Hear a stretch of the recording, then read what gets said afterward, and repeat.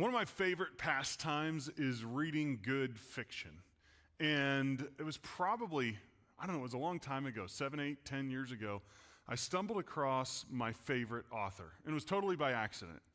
I was cruising through the Amazon Kindle store, and I stumbled across this book. It was 99 cents. Amazon runs those deals every once in a while, and generally those 99-cent books are just garbage, right? But this one, I'm looking at it, and I'm going, wait a minute, it's 1,100 pages long. So if it's good, it's going to keep me busy for a while. This is great, and I'm thinking, okay, if it's good, it'll keep me busy for a while. If it's bad, I only wasted 99 cents. So I purchased The Way of Kings by Brandon Sanderson. I do recommend it. Go buy it. You'll love it if you're into fantasy and fiction and all this stuff. Way of Kings by Brandon Sanderson. It's 1,100 pages, and I dive into this world. And a lot of times with fantasy books, I'm a total nerd, and you guys are finding that out now. Some of you guys are tuned out already. I'm sorry. Just go with me for a second. A lot of times in fantasy books, you're reading, and this world is just so completely different than ours, and you don't really totally know what's going on, and so you're lost for a little bit, but as you just keep reading, all of a sudden you learn more and more and more about it, and it just kind of like sucks you in, and that's exactly what happened with this book. And I get all the way to the end, and I find out that it's not the end of the story. 1,100 pages, months invested into reading this book, and I've got more to read. In fact, this is part 1 of 5. Only the first 3 had been written. So I now have to spend $20 on each successive book, which I do, and I read all 3 books, and I get to the end, I'm going, wow, that was a crazy cool story. A couple years go by, book 4 is going to be released. And so I thought, you know what, I need a refresher on this because it's a really complicated world and system of like magic and all these different things going on in this world that Brandon created. And so I go and I'm like, all right, I'm going to go back. And so I open up the prologue to book number 1, The Way of Kings, and I read it, and my jaw hit the floor. Because there were things happening in that prologue that I did not understand, and I just thought, okay, I'll catch on, but I'd forgotten about them. Now, after reading the 3rd book, I understood what was going on, and I thought, holy cow, this guy, Brandon Sanderson, this author, back on page 0, was foreshadowing things that were happening 3,000 pages later. Like, who thinks that far in advance? Who can do that? Who is so intensely creative? They have this whole thing all mapped out for thousands and thousands. Like, this is crazy intense. I'm hoping you have a similar moment today, but it's not about fantasy worlds of knights with these crazy swords, and we're not doing that. I hope you have a similar moment today because I'm going to tell you the story of Joseph from the book of Genesis. A lot of you may be familiar with the story already from your time in Sunday school or growing up in church. He's a very common Bible character we talk about a lot. But what we're going to do is I'm going to flip into professor mode a little bit here today, and we are going to look at the whole story of Genesis. It's a long story. It goes from Genesis 37 all the way through Genesis chapter 50. It's 24 chapters long. It's super long. So what I'm going to do is I'm actually going to chart Joseph's story out on this page. I'm just going to give you the bones of the story, just the basic structure of how it works. We're going to look at it. We're going to see what incredible things God is doing with that story. But your homework is to go home and read it this week because there's so many incredible lessons that you can learn from Joseph, and I just don't have the time to get into them today. But let me get my marker out. We're going to flip into professor mode today. It's going to be a little bit of a different message than I often preach. And I'm just going to tell you in Jonathan's words every once in a while the story of Joseph. So let's start off. We start off with Genesis chapter 37, and it says this. Now Israel, also known as Jacob, that's the one we learned about last week. Now Israel loved Joseph more than all his sons because he was a son born to him late in life. And he made a special tunic for him. When Joseph's brothers saw that their father loved him more than any of them, they hated Joseph and were not able to speak to him kindly. So we are introduced right away to Joseph. And he is a member of a very dysfunctional family, just like a lot of us. And there's a lot of hatred going on. The crazy thing about Joseph that it says earlier in the scripture is that Joseph it was special to Jacob because he was the first son of Rachel. And Rachel was Jacob's favorite wife. He was the one he really wanted. So this is why polygamy is such a terrible idea. You get all these all sorts of issues. And so the story continues on. Joseph winds up having two dreams. And you're gonna see my fantastic art skills here today. Here's dream one, dream two. He has two dreams. The first dream, him and his brothers that hate him so much are out gathering wheat, and they make these big bundles of wheat. And his bundle is standing in the middle of the field, and all of a sudden 11 bundles of wheat are bowing down to it. And it's an obvious dream. He's saying, I'm better than you. You all are going to bow down to me. Well, that makes him really a favorite. In fact, they start picking on him. They start calling him the dreamer. He has a second dream. The dream is that the sun, the moon, and 11 stars are bowing to him. And this one even makes his father a little irritated. And he says, who do you think you are that me and your mom are going to bow down to you and respect you someday as our authority? That's not going to happen. Well, all this tension leads to this crazy situation where the brothers, and we're going to just draw a big old face right here with a frowny face on them. They're the brothers. The brothers, mad at Joseph, decide that they're going to kill Joseph. And they're all of them. All of them are in on this scheme. Except the oldest one. The oldest one decides, hey, we got to try to do something to save him. And so he says, let's not kill him just yet. Let's just put him in this well. Let's just dump him down in this pit for now, and we'll keep him there until we decide what we're going to do with him. They're like, okay, so they throw him in this well. Well, later on, Judah, this is Judah right here, Judah decides, hey, well, let's just read the scripture right here. Judah said to his brothers, what profit is there if we kill our brother and cover up his blood? This is where this dysfunctional family starts to take a hard left turn and become way more dysfunctional than your family. This sentence right here just kills me. What profit is there if we kill our brother and cover up his blood? Like, yeah, guys, we could murder him. We could just settle for just plain old murder, but we're not going to make any money doing it that way. So let's do this. Let's sell him to the Ishmaelites. Let's sell him to our goofy slave trading cousins, but let's not lay a hand on him, for after all, he is our brother, our own flesh. His brothers agreed. So the story continues. They take his tunic, so he's got this t-shirt, right, that his dad made for him, special tunic.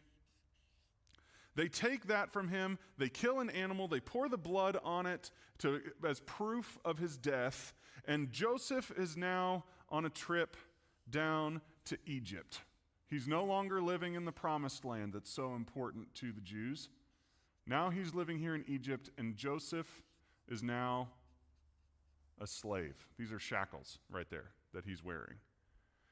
Joseph is a slave, and so he winds up being sold to a guy named Potiphar, who is a really high-ranking military official in Egypt. And it says God was with him. It says God gives him success no matter where he's going. All the stuff that Joseph is doing, he finds success, and he gets so much success that Potiphar says, you know what, I'm just going to turn over my finances, my house, everything. You just manage it, handle it for me. I'm not going to worry about it. So things are actually going he's a slave, not well, things aren't going great, but things could be worse for Joseph here. Until Potiphar's wife shows up. We're going to give her some hair. I suppose we give her an hourglass figure here. You know, the Bible doesn't often comment on how people's looks, how their appearance looks. It has something to say about Joseph. It says Potiphar's wife noticed Joseph was good looking. And so she starts begging him to come to bed with her. Come sleep with me, come sleep with me. She says this to him. It says every day she's after him, please come sleep with me. And Joseph says to her, he has this big long talk. He says, no, how could I do that? Your master, your husband has trusted me with everything. How could I sin against him, and how could I sin against God this way? That doesn't stop her. She's just after him. Well, one day they find themselves in a very similar situation to what he found himself in with his brothers, where it's just like him and his brothers were by themselves, and all of a sudden they throw him in a pit. It's just him and her in the house, it says. And she grabs his shirt and she says, come to bed with me. And he says, no. And he runs off. And as he runs off, his shirt rips, tears off his body, and it's left there in her hands. She starts screaming, saying he tried to rape me, and uses the shirt as proof of his wrongdoing, of his crime. All of a sudden, Joseph is now in jail.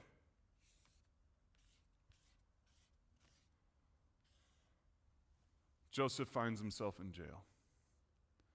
Crazy thing happens in jail. There's two guys in jail. One is the chief, it says that it was the chief cupbearer, kind of the guy in charge of all of Pharaoh's wine. The other one was the chief baker. And they find themselves in jail. And they each have a dream. Dreams are coming out again here. The chief cupbearer's first dream was, hey, I was in this vineyard and I see 3 vine branches and the fruit was really good, so I grabbed the grapes and I squeezed them and I made wine out of them and I gave it back to Pharaoh in his cup. And Joseph says, hey, the interpretation of that dream is really good. Those 3 vines represent 3 days, and in 3 days you're going to be back to your job with Pharaoh. You're going to be fine. The baker hears that and says, well, he got a good interpretation of his dream. Let me try. So he says, here's my dream. I was walking, and I had 3 baskets of bread balanced on my head, and all of a sudden, birds started coming and pecking the bread out of the baskets on top of my head. And Joseph says, I'm sorry, buddy, you got bad news.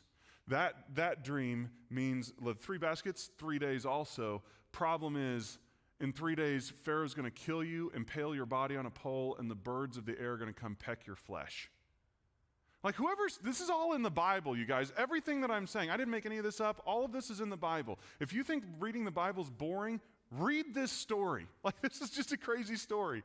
And so the baker, this is exactly what happens. In 3 days, Pharaoh throws a big party, and he restores the cupbearer back to his job, and the baker, he kills and throws his body on a pole, just like Joseph said. And before the cupbearer left the jail, Joseph said, hey, when you get back to your job with Pharaoh, remember me, because I'm stuck down here, and I need help. Cupbearer forgets about Joseph.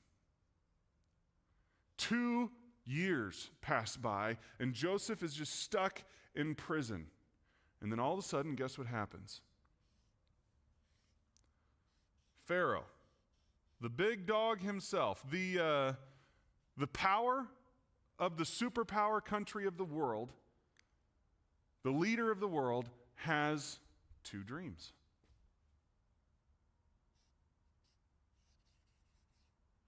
First dream, he's looking at the Nile River, which runs right through the center of Egypt. It's this primary source of all water and all agricultural success in Egypt. He's looking at the Nile, and 7 cows come out of the water. And these cows are good looking, they're fat, they're sleek. 7 more cows come out behind them. And they're thin, they're emaciated, they look like they've been starved to death, and they eat the 7 healthy cows, but even after they've eaten an entire cow, the skinny cows still look like they're starving to death. Pharaoh wakes up, he shakes his head, he's like, that was a weird dream, kind of goes to the bathroom, gets a drink of water, goes back to sleep, has another dream. There's a stalk of grain coming up out of the Nile with 7, ears on this piece of grain. And these heads of grain just look plump and full and plenty of crop on there. And then all of a sudden there's another stalk of grain that grows with 7 heads on it. And he looks at that one, and that one's coming, and it looks burned by the sun and thin and withered. And it eats the healthy grain, and it still looks thin and withered. And he wakes up and goes, what is going on? Gathers all his officials and all his advisors and his wise men and says, what does this dream mean? And they say, we don't know. And all of a sudden the cupbearer says, hey, I remember there was this guy in jail with me. His name's Joseph, and he told me what my dream meant, and it came true, and it also came true for the baker. You should ask him. So Genesis says that they got Joseph out of jail, they cleaned him up, they got him shaved, he put on new clothes, he goes up and he meets with Pharaoh, and he says, this is what your dream means. He says, the 7 cows and the 7 heads of grain mean the same thing. It's 7 years. And you're going to have 7 years of really good farming. Great crop, plenty of abundance, wealth everywhere for everybody. Everybody's got money, everybody's got food. But then there's 7 more years coming on top of that, and they are going to be horrible years. Famine. And the famine is going to be so bad that nobody even remembers the 7 good years. And he said, so here's what you should do. You should put somebody in charge of all this so that as we go through the 7 good years, we're saving back grain so we can feed everybody and survive the 7 bad years. And so Pharaoh says this is what he says. So Pharaoh asked his officials, can we find a man like Joseph, one in whom the Spirit of God is present? So Pharaoh said to Joseph, because God has enabled you to know all this, there is no one as wise and discerning as you are. You will oversee my household, and all my people will submit to your commands. Only I, the king, will be greater than you. And so all of a sudden, we see here Joseph's story comes, like it's got like this V shape, right? And all of a sudden, Joseph is up here, and he's vice president of Egypt. And Joseph says this after all of this happens. You know, he's in the middle of all this. He gets a wife and kids. He names his firstborn Manasseh, saying, certainly God has made me forget all my trouble and all my father's house. This is powerful. Joseph is healing. He's had so much trauma, so many things robbed from him, so many deceptions, so much horrible stuff happened between his brothers and the Potiphar's wife and the cupbearer and all this stuff, and God is healing him. He feels like he's landed. He's like, I can put all that in my past and I can just move on. I can just be an Egyptian now. He named the second child Ephraim, saying, certainly God has made me fruitful in the land of my suffering. I'm okay. I'm making it. And so we see this beautiful story, like this, just like Brandon Sanderson with just like carefully crafting this narrative. God has done the same thing, only it's with people. And we see it's marked by some things, like there's 2 dreams to start. There's 2 dreams to end. There's 2 dreams right here in the middle at the bottom of Joseph's worst suffering. The role of clothing is really interesting. This clothing is stolen from him and used as evidence of his death, which is a deception.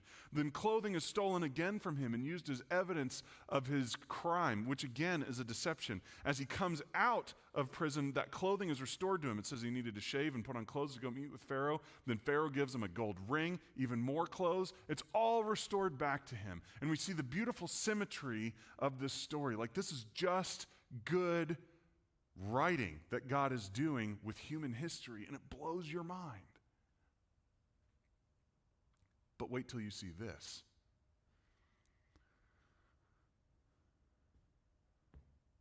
We come back to Judah.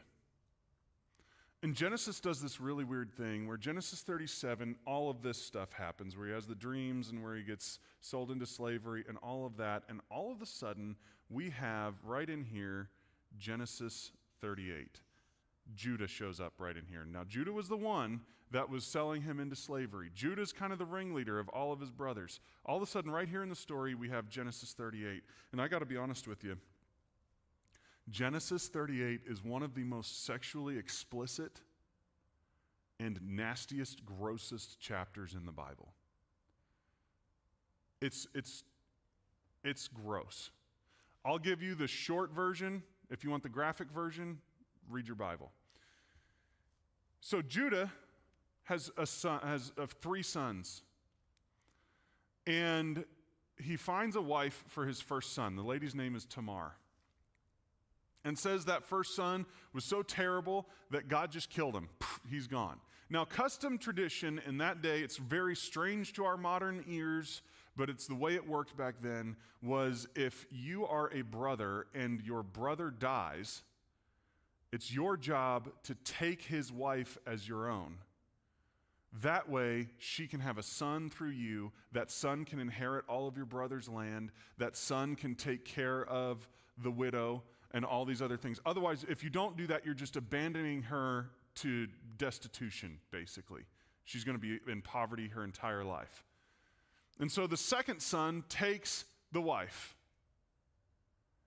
And he does some horribly awful sexual things that's discussed in Genesis 38. And because of that, God kills him. So now there's one son left. And Judah says, wait for him to grow up, and then I'm going to give him to you, Tamar. And she says, okay. And so she's waiting and waiting and waiting for this boy to grow up. It's never happening. Judah is not keeping his word. And so she says, I'm going to do this. Judah's on a trip one day, walks by what he thinks is a prostitute. It's actually his daughter-in-law, Tamar. He says, I want to sleep with you. She says, okay. They sleep together. He has no idea that it's her, and he winds up fathering twins. Like, this guy sleeps with the same girl that two of his sons slept with. It's just gross. And it just kind of, the whole thing just kind of makes you go, yuck.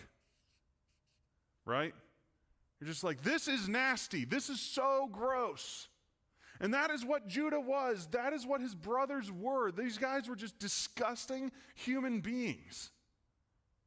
And it's really interesting because right after this Genesis 38 debacle happens, this whole thing that just makes you go, whoa, you have Potiphar's wife. Genesis 38 and 39, they're right next to each other in the Bible. So Genesis 38, Judah is sleeping with his daughter-in-law and fathering twins. Genesis 39, Joseph is standing in front of this awful woman saying, how could I sin against my God this way? And he's literally running away from sexual sin, and this guy is jumping in with everything he's got.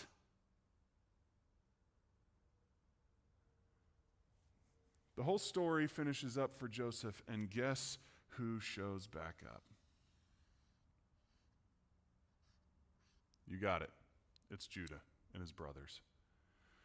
The famine hits the land, but it doesn't just hit Egypt. It's all over the entire region, and it gets all the way up to the north, even where Jacob and his sons all were still living. And so Jacob says, hey, I hear that there's grain in Egypt. Go buy some food for us so that we can survive this famine.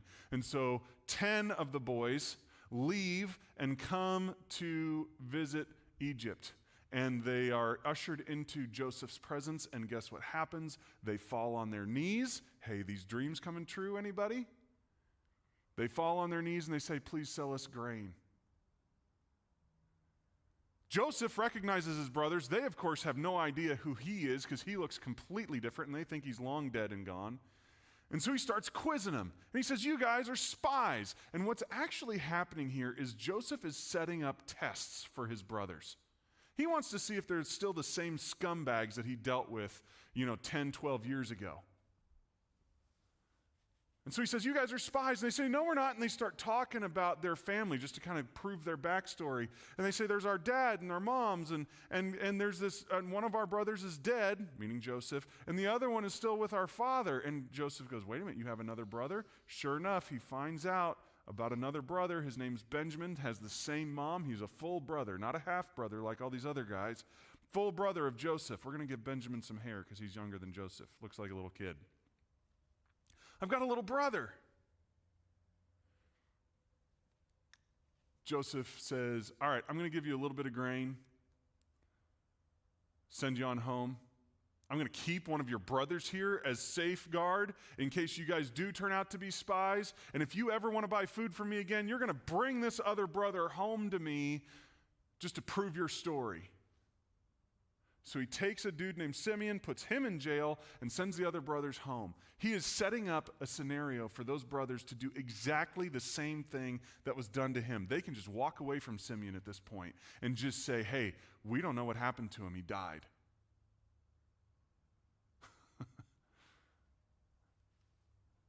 They get home. They tell their dad what happened. They don't lie. Things are starting to change for these brothers. They don't lie. They say, Dad, the guy thinks we're spies. He kept Simeon, and he won't sell us any more food unless we bring Benjamin with us. And Jacob throws a hissy fit over the whole thing and refuses.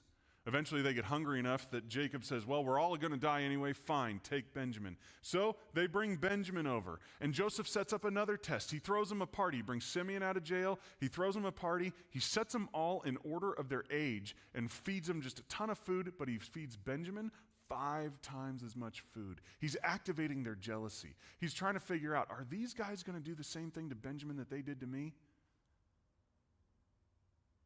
He sends them on home with a whole bunch of grain, loads down their donkeys and all this other sort of stuff, but he hides his special silver cup in Benjamin's food sack, sends them on home. Before they even hardly get out of Dodge, Joseph sends his army after them, and they say, "You guys stole our master's cup. You stole Joseph's special cup." And they're like, "We didn't take anything." And he says, so they say, "Let's prove it." And they start ripping through feed sacks, and they find the special cup in Benjamin's sack. And they say, "Benjamin, you're coming to prison with us. You're done." And they're like, "No, you can't do that with Benjamin. You got to take us all." And he says, "No, only the man that took the cup has to pay for his crime." And here's what's totally fascinating to me. I want to read you a passage of Scripture. And it gets a little confusing because Judah is talking to Joseph, and he's using the word "your servant," "my servant," all this sort of stuff a lot. It gets a little bit thick. But I want to read this for you, and I want you to see what's happening in Judah's heart. Judah is speaking. He says, "So now, when I return to your servant my father, when I go back to Jacob, and the boy, Benjamin, is not with us, Jacob's very life is bound up in his son Benjamin's life. When he sees that the boy is not with us, he will die. And your servants, me and my brothers, will bring the gray hair of your servant, our father, Jacob, in sorrow to the grave. Indeed, your servant, Judah, pledged security for the boy with my father, saying, 'If I do not bring him back to you, then I will bear the blame before my father all my life. So now, please let your servant, Judah, remain as my Lord's slave instead of the boy.'" Is this the same Judah that we're talking about here? Is this the same Judah that was like, "Yeah, let's make money off Joseph instead of just killing him. Yeah, let's go sleep with my prostitute daughter-in-law. Is this the same guy? He's like, "I'll be a slave. Just send Benjamin back home." Same dude, really? "As for the boy, let him go back with his brothers. For how can I go back to my father if the boy is not with me? I couldn't bear to see my father's pain." This is a very different Judah than the one that didn't care about his father's pain when he was slaughtering an animal and spraying its blood all over Joseph's special tunic. Very different guy. We see Joseph, I get my J's mixed up. We see Judah has had a change of heart. We see Judah is becoming a whole person. And it's wild. Joseph can't take it anymore at this point. He's convinced that his brothers have been changed. And this is the pinnacle of the whole story. Joseph said to his brothers, "I am Joseph." He reveals who he is. "Is my father still alive?" His brothers could not answer him because they were dumbfounded before him. Joseph said to his brothers, "Come closer to me." So they came near. Then he said, "I am Joseph, your brother, whom you sold into Egypt. Now do not be upset and do not be angry with yourselves because you sold me here. For God sent me ahead of you to preserve life." He's going, "Don't be angry with yourselves. Let's all just move on from here. God's been in charge of it this entire time. He had a purpose behind what was going on. For these past 2 years, there's been famine in the land, and for 5 more years, there will be neither plowing nor harvesting. God sent me ahead of you to preserve you on the earth and to save your lives by a great deliverance. So now, it is not you who sent me here, but God." Let's leave that slide up here for a few seconds because I want to show you guys something.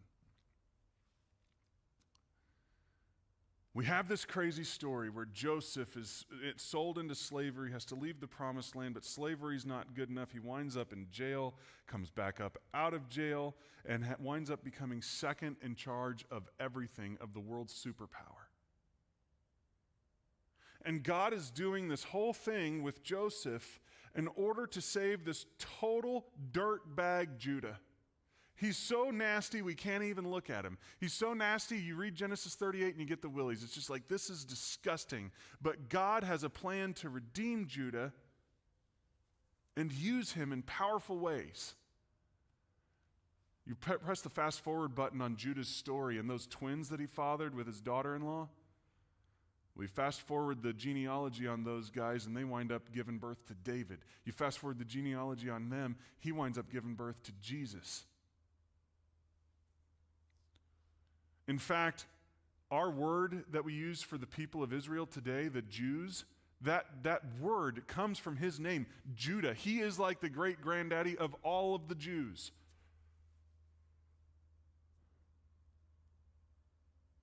It's through Judah that God fulfills the Genesis 12 promise. It's through Judah that God brings a blessing, Jesus, that's for all of the nations.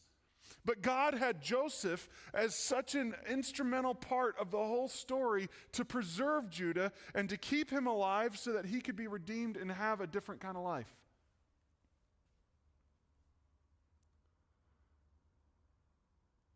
And let me ask you this. This story of a son that's sent down into a pit but comes back up so that someone else can live, does that sound familiar to anybody else? Does that ring a bell for anybody, or is it just me? John 3:16 says, God so loved the world, God so loved Judah, God so loved you, God so loved me, that he sent his only son, so that whoever believes in that Son should not perish, but should have everlasting life.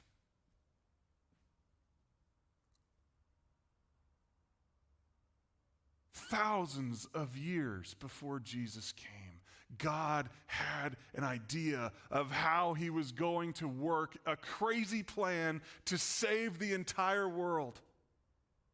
And then Jesus came and he left heaven and he landed on earth. And you know what we did to him? We beat him up and we accused him of false crimes and we nailed him to a cross and he died and he went to a tomb. But that wasn't the end of his story. He came back up out of the tomb and now God has made him second in command. Philippians 2 talks about how God has rewarded him and made him sit down at the right hand of the throne of God because of his obedience. Because he was obedient all the way to the point of a cross, even to the point of death. He's now second in charge to God only. And that's where my brain just melts. That's where I'm hoping your brain is melting a little bit here as we look at the power of our God. God sent Jesus ahead of us to preserve us on the earth and to save our lives by great deliverance. That is the purpose of Jesus Christ. And God knew what he was doing thousands of years ago. And God knows what he's doing now. And he's using real people to paint his story, an incredible story of redemption and of love and of life, a way of rescue from the gross, nasty immorality that is you and me. We have a path forward to life and to love and to joy and to peace, and it all centers around Jesus Christ and his story and the cross and the empty tomb.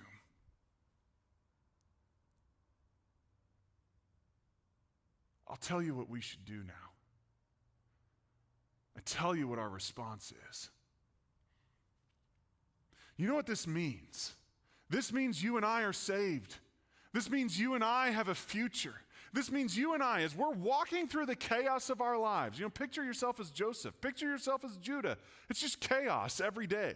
Famine and sons dying and prison and slavery and all this stuff going on. Like it's just sheer chaos. And you and I are very familiar with that feeling. That's what we wake up and we face every day. But you know what? We can go to bed confident that this day was written by God and tomorrow will be as well. And he is doing a great work on this earth through us, through our families, through our loved ones. No amount of dysfunction is too nasty for him to touch and redeem through his son, Jesus Christ. And so we can rest and we can rejoice in that. So I'll tell you what we need to do next. We need to sing because we are a people that has been saved. We are a people that has been redeemed. We are his. We have been saved by a great deliverance. Let's rejoice. Let's party. Let's celebrate in that today. I invite you, let's stand and let's sing as we close today, because we are worshiping the God that is orchestrating all of human history with our best interests at heart. He's writing this story over and over and over again with us right in the middle.